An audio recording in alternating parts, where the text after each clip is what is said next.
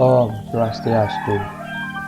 Halo teman-teman semua, di sini kami dari kelompok 1 yang beranggotakan Nimade Piradana, Nimade Putri Dwita Utami, dan Niputulia Krisnayanti. Di sini kami mendapatkan silabus 4 yang mengenai tentang materi koperasi dan sistem ekonomi di Indonesia. Dosen pengampu Nimade Satya Utami, SEMM. Kami akan membahas 5 sub pokok bahasan, yakni yang pertama, koperasi dan tujuan ekonomi. Yang kedua, sistem ekonomi koperasi. Yang ketiga, koperasi dalam ekonomi makro. Yang keempat, koperasi sebagai soko guru perekonomian. Dan yang kelima, koperasi dalam trilogi pembangunan. Baik, di sini saya sebagai penyaji pertama akan menjelaskan materi yang pertama, yakni koperasi dan tujuan ekonomi. Materi pertama yang akan saya bahas yakni mengenai koperasi. Di dalam koperasi, di sini saya akan menjelaskan mengenai pengertian umum dari koperasi itu sendiri.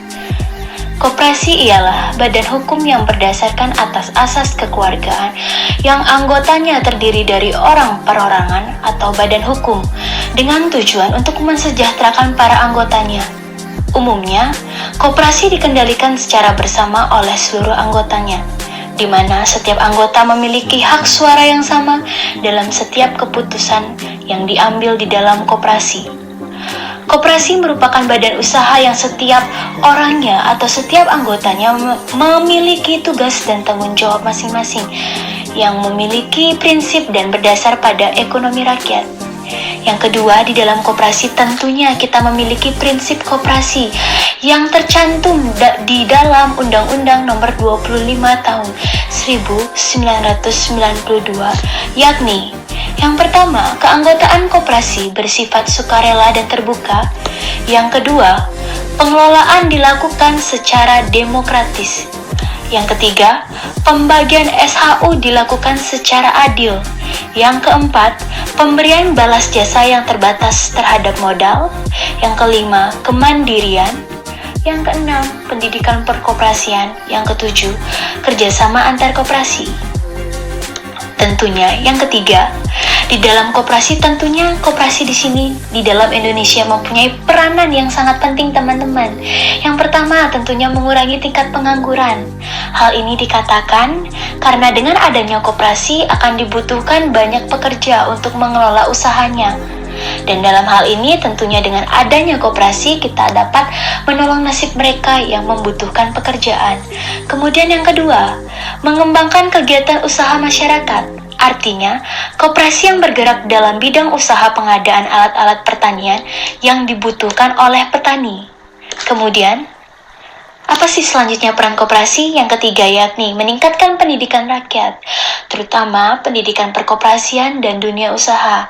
Yang artinya, koperasi di sini dapat memberikan pendidikan kepada para anggota koperasi dan dapat mengamalkan pengetahuannya tersebut kepada masyarakat sekitar. Yang keempat, peran dari koperasi sebagai alat perjuangan ekonomi. Artinya, majunya koperasi dapat memberikan dorongan untuk meningkatkan taraf hidup para anggota dan masyarakat. Yang kelima, berperan menciptakan demokrasi ekonomi. Artinya, dalam hal ini dapat menekankan peran aktif masyarakat dalam hal pembangunan. Kemudian yang terakhir, peran dari koperasi itu sendiri. Yang keenam, membangun tatanan perekonomian nasional. Artinya, dengan memberdayakan koperasi berarti pula dapat memberdayakan masyarakat yang pada akhirnya akan dapat memberdayakan perekonomian nasional. Kemudian teman-teman, di dalam koperasi ini juga kita akan membahas apa saja keuntungan yang didapat dari anggota koperasi ketika bergabung di dalam koperasi tersebut. Yang pertama, anggota koperasi berhak mendapatkan SHU. Artinya, besar kecilnya SHU yang diterima anggota koperasi berdasarkan atas modal yang ditanam dan keuntungan yang diraih koperasi tersebut. Yang kedua, dapat menghemat pengeluaran. Artinya, dapat membeli barang di koperasi dengan harga lebih murah karena terdaftar sebagai anggotanya. Yang ketiga, keuntungan dari kita mengikuti atau bergabung di dalam anggota koperasi itu, teman-teman. yaitu pinjam uang di koperasi itu dikatakan lebih untung. Mengapa ya dikatakan seperti itu? Ya, karena hal ini dikarenakan bunga yang dibebankan oleh koperasi itu lebih rendah sehingga cicilan kita itu lebih kecil kreditnya. Kemudian yang keempat, yang terakhir, keuntungan dari kita menjadi anggota koperasi, yaitu bisa mendapatkan pelatihan usaha dan memperluas relasi usaha. Artinya, dengan begitu kualitas kita sebagai seorang individu akan menjadi lebih baik. Kemudian, materi yang akan saya bahas yakni tujuan ekonomi. Di dalam koperasi tentunya dia akan mempunyai tujuan ekonomi, teman-teman. Yang pertama, tujuan ekonomi tersebut yang pertama meningkatkan pendapatan anggota, yang artinya SHU yang diperoleh koperasi merupakan keuntungan para anggota. Makin besar jasa seorang anggota terhadap koperasi, makin besar pula penghasilan yang diperoleh anggota itu. Kemudian yang kedua, dapat menciptakan lapangan pekerjaan. Artinya, karena dengan adanya koperasi akan dibutuhkan banyak pekerja untuk mengelola usahanya. Dan hal ini dapat menolong nasib mereka yang membutuhkan pekerjaan. Kemudian yang ketiga, dapat meningkatkan taraf hidup masyarakat. Artinya, kegiatan koperasi dapat meningkatkan penghasilan para anggota koperasi yang akan dapat memenuhi kebutuhan hidup mereka. Dan apa sih tujuan ekonomi yang keempat dari koperasi tersebut? Yakni turut mencerdaskan bangsa, yang artinya kegiatan pendidikan terhadap para anggota tersebut antara lain diberikan dalam bentuk pelatihan terkait dengan keterampilan dan manajemen. Yang kelima, mempersatukan dan mengembangkan daya usaha, yang artinya contoh koperasi pertanian misalkan saya ambil teman-teman, dalam melakukan kegiatan usahanya dapat mempersatukan usaha para petani untuk memenuhi kebutuhannya. Itulah dari tujuan ekonomi koperasi. Kemudian, pokok bahasan yang kedua yang akan saya bahas terkait mengenai sistem ekonomi koperasi, di mana di dalam sistem ekonomi koperasi ini tentunya hal pertama yang saya akan bahas terkait mengenai pengertian sistem ekonomi itu sendiri. Terlebih dahulu kita harus mengetahui dong teman-teman pengertiannya itu apa, yakni suatu cara untuk mengatur dan mengorganisasi segala aktivitas ekonomi dalam masyarakat baik yang dilakukan oleh pemerintah atau swasta berdasarkan prinsip tertentu dalam rangka mencapai kemakmuran dan kesejahteraan. Kemudian, faktor-faktor yang menyebabkan sistem ekonomi itu berbeda teman-teman di dalam suatu negara. Tentunya yang pertama, ada tidaknya campur tangan pemerintah dalam kegiatan ekonomi itu sendiri. Yang kedua, sistem pemerintahan yang dianut oleh suatu negara. Yang ketiga, kepemilikan negara terhadap faktor-faktor produksi. Yang keempat, sumber daya yang ada dalam suatu negara, baik itu sumber daya manusianya maupun sumber daya alam yang dimiliki oleh negara tersebut. Dari sistem ekonomi koperasi ini tentunya ada macam-macam sistem ekonomi itu sendiri.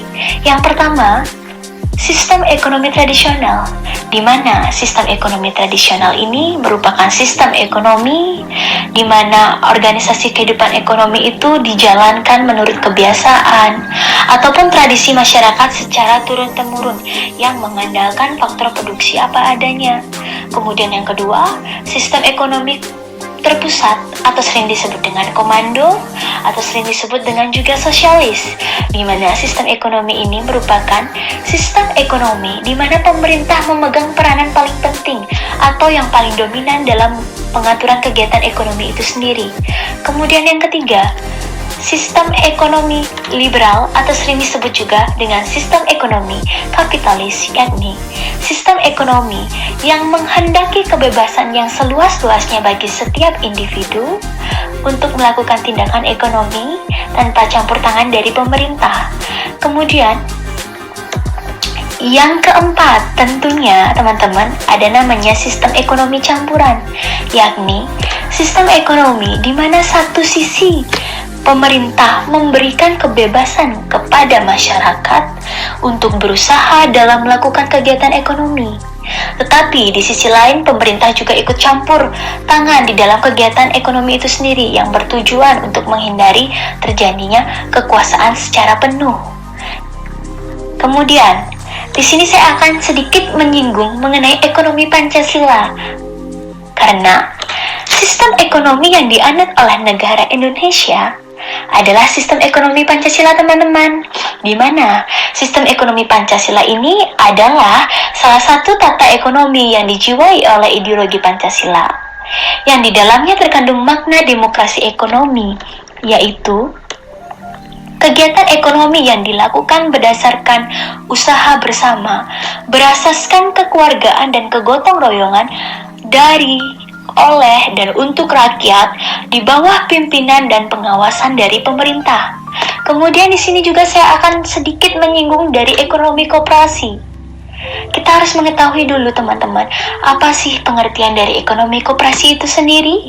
Ekonomi koperasi merupakan suatu organisasi bersama yang berasaskan kekeluargaan, yang bertujuan untuk mencari profit atau keuntungan, baik itu untuk anggota itu sendiri dan juga masyarakat umum yang ada di sekitarnya. Subpokok pembahasan yang ketiga serta keempat terkait koperasi dalam ekonomi makro serta koperasi sebagai soko guru perekonomian akan dibahas oleh penyaji kedua, Niputu Lia Trisnayanti.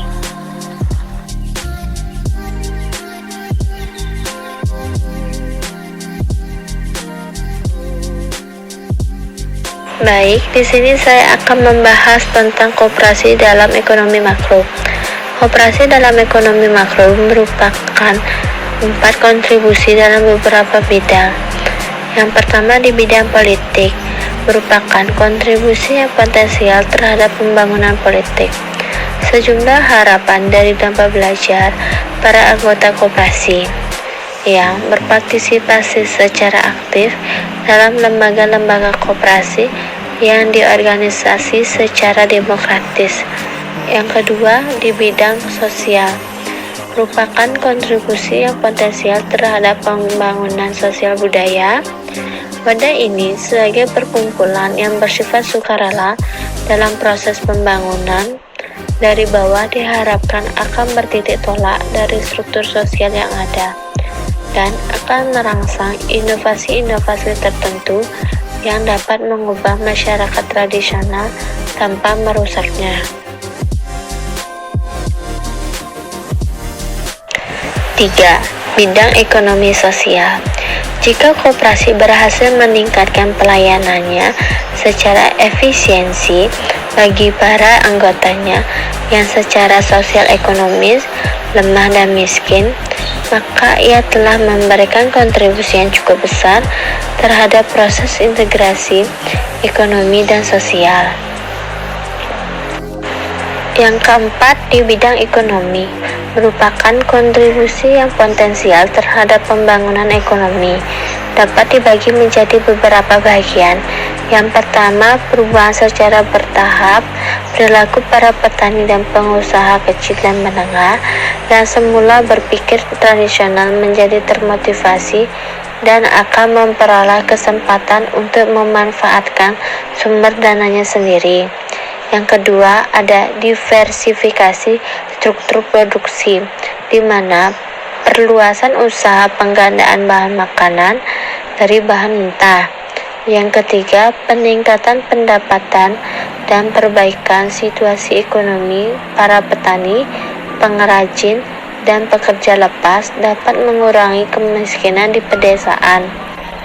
Yang keempat, peningkatan kegiatan pembentukan modal dan perbaikan atau modal manusia melalui pendidikan latihan manajer, karyawan, dan anggota. Yang kelima, ada transformasi secara bertahap para petani yang otoritasnya pada pemenuhan kebutuhan dasar ke dalam suatu sistem ekonomi yang semakin berkembang melalui pembagian kerja dan spesialisasi yang semakin meningkat. Yang keenam, ada pengembangan pasar, perbaikan struktur pasar, perilaku pasar, dan prestasi pasar dan persaingan semakin efektif akan memperbaiki koordinasi yang saling membantu dari berbagai rencana ekonomi, konsumen, dan produsen sebagai barang dan jasa. Koperasi sebagai suku guru perekonomian Indonesia. Makna dari istilah koperasi sebagai suku guru perekonomian dapat diartikan sebagai pilar atau penyangga utama atau tulang punggung perekonomian. Dengan demikian, koperasi diperankan dan difungsikan sebagai pilar utama dalam sistem perekonomian nasional. Tujuan dan manfaat koperasi. Berikut ini adalah tujuan pembentukan koperasi di Indonesia, yakni dapat dibagi menjadi 3. Yang pertama, memajukan kesejahteraan anggota. Yang kedua, memajukan kesejahteraan masyarakat. Dan yang 3, yakni untuk membangun tatanan ekonomi nasional. Manfaat koperasi bagi para anggotanya, yakni 1. Meningkatkan kesejahteraan anggota. 2. Menyediakan kebutuhan anggota. Ketiga, mempermudah anggota koperasi untuk memperoleh modal usaha. Yang keempat, mengembangkan usaha para anggota koperasi. Yang kelima, menghindarkan anggota koperasi dari praktik rentenir atau lintah darat.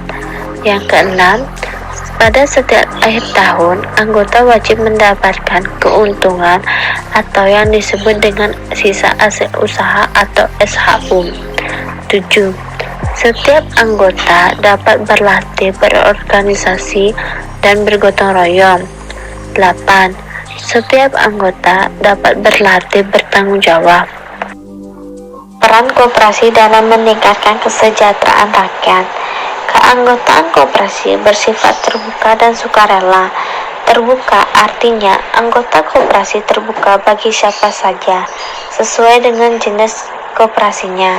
Sukarela artinya keanggotaan koperasi tidak atas dasar paksaan. Setiap anggota koperasi memiliki hak dan kewajiban yang sama.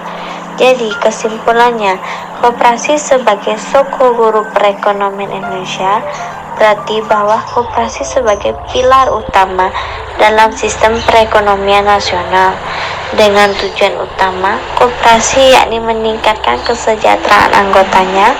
Koperasi dapat menjadi penjangka dalam perekonomian anggotanya. Walaupun di samping itu banyak yang menganggap bahwa keberadaan koperasi sama dikarenakan apakah badan koperasi ini masih dimiliki oleh perorangan ataupun unit usaha yang dalam pelaksanaannya banyak terjadi keganjilan. Tetapi jika koperasi dapat dikelola dengan baik, jelas, terbuka dan sukarela atas dasar kekeluargaan, maka koperasi yang berjalan akan dapat memenuhi tujuan utamanya. Tentu peran pemerintah ini sangat membantu dalam koperasi, karena pemerintah dapat mendorong atau mendukung peran koperasi agar bisa masuk ke kota-kota besar maupun daerah terpencil dengan pembinaan yang baik dan jelas, serta dapat dikelola dengan sangat baik, agar koperasi sebagai suku guru perekonomian tidak hanya sekedar pernyataan manis saja, tetapi itu benar-benar terbukti. Ya, terkait subpokok pembahasan kami yang terakhir atau yang kelima terkait koperasi dalam trilogi pembangunan akan dibahas oleh penyaji ketiga, Imade Piradana.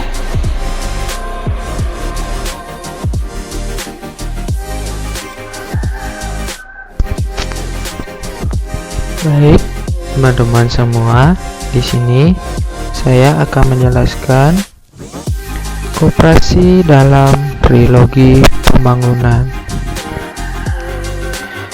Sebelum kita membahas koperasi dalam trilogi pembangunan, di sini ada pengertian koperasi dalam trilogi pembangunan. Trilogi pembangunan yaitu menciptakan pemerataan pembangunan dan hasil-hasilnya, pertumbuhan ekonomi yang cukup tinggi, serta stabilitas nasional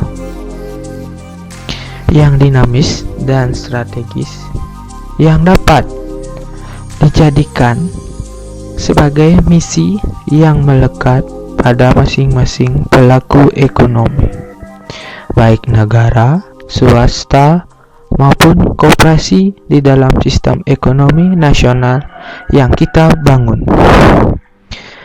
Baik teman-teman, di sini ada rumusan kedudukan, peranan, dan hubungan antara pelaku ekonomi yang dapat digambarkan.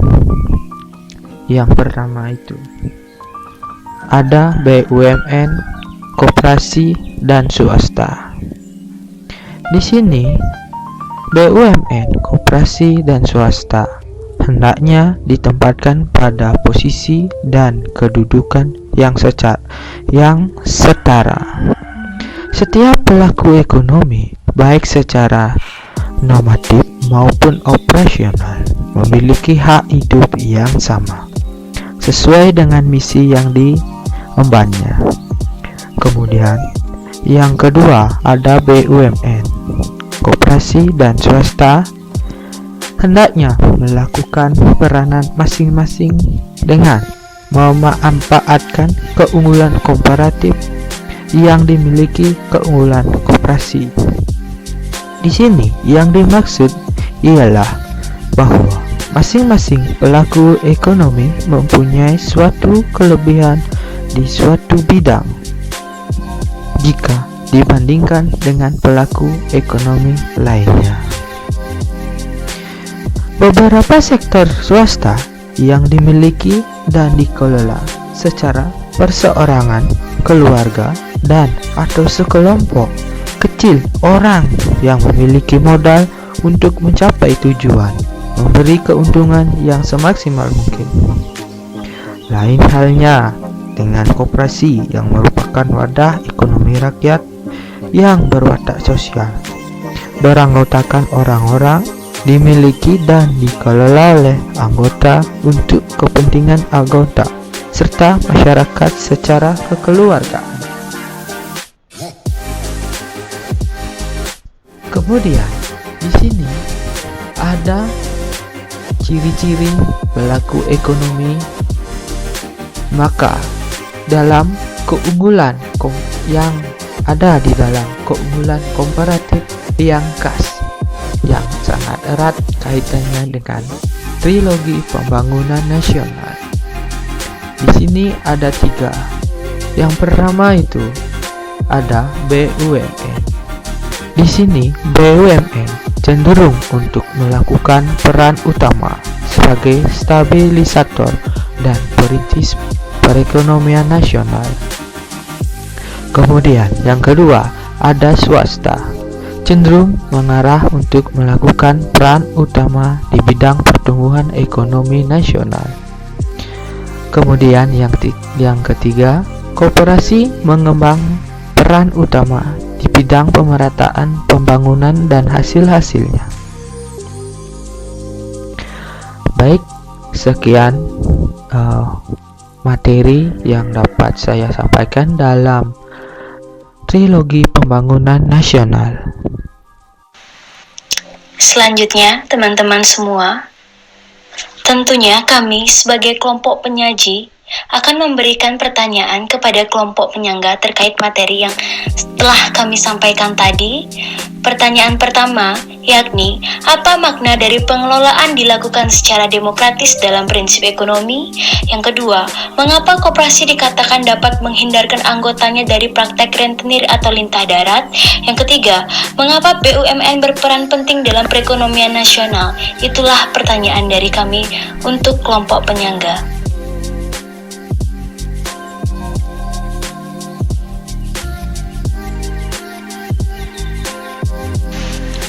Selanjutnya, teman-teman semua, tentunya dari kelompok kami akan memberikan sebuah kesimpulan terkait materi yang kami bahas mengenai koperasi dan sistem ekonomi Indonesia.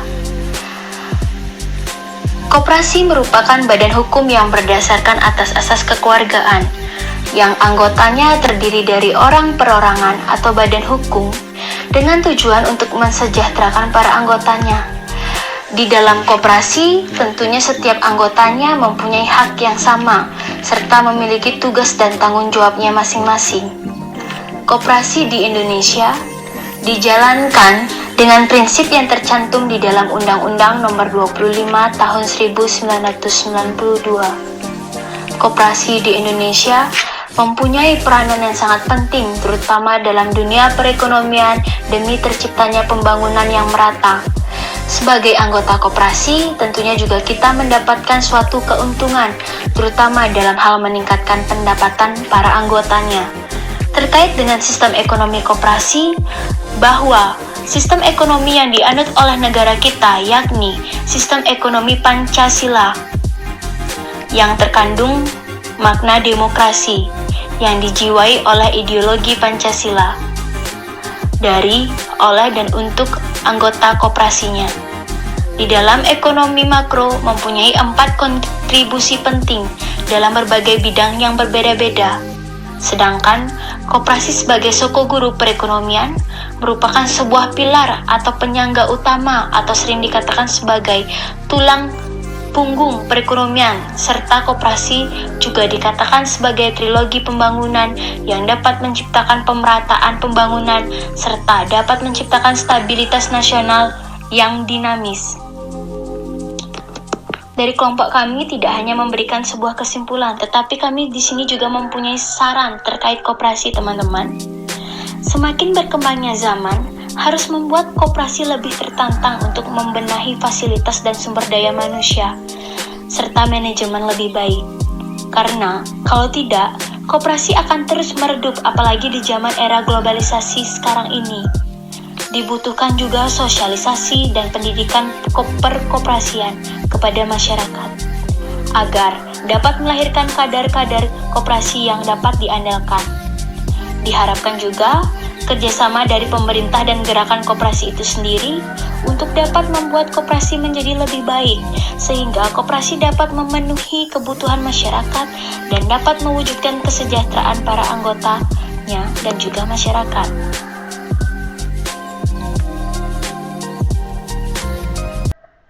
Pemirsa, Presiden Joko Widodo menghadiri Hari Koperasi Nasional ke-72 di ASII BSD Tangerang Selatan, Banten. Dalam sambutannya, Presiden menyampaikan keinginannya untuk menjadikan koperasi Indonesia sebagai salah satu perusahaan besar dunia. Sebagai bentuk sistem ekonomi yang berlandaskan gotong royong, Presiden menilai koperasi dapat menjadi wadah bagi para anggotanya untuk belajar. Tidak tanggung-tanggung, Presiden menginginkan agar koperasi di Indonesia dapat menjadi perusahaan besar layaknya koperasi Fonterra di New Zealand yang bergerak di bidang produksi susu dan memiliki omset hingga ratusan triliun rupiah. Hal ini bisa saja terjadi asalkan pegiat koperasi mau belajar. Apalagi menurut Presiden, pemerintah telah menurunkan pajak pertambahan nilai yang ditujukan kepada koperasi dari 1% menjadi 0,5%. Hari Koperasi Nasional senang ya, pasti semua pelaku pasti senang karena dari 1% itu angka yang besar, kemudian dipotong. Sekian materi dari kelompok 1 silabus 4. Jika ada salah kata, kami mohon maaf dan semoga materi dengan pembelajaran video ini bisa bermanfaat bagi yang menontonnya. Terima kasih. Om Santi Santi Santi Om.